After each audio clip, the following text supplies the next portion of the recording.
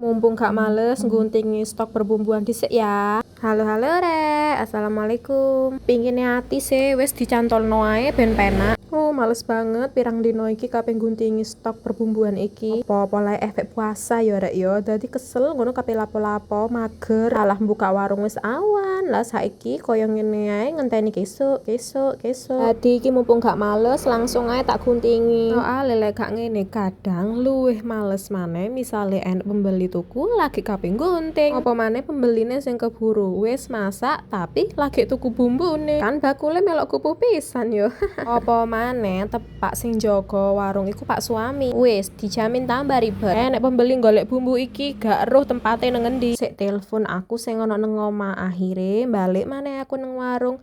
Padha ae yo ribet kan. Kadang pembeli takon harga yo gak ngerti pis. Malah takok balik nang pembeline. Makane iku Pak Suami gak melok-melok lek masalah warung. Ya iku mau masalahe gak ngerti maceme sembako karo hargane sembako.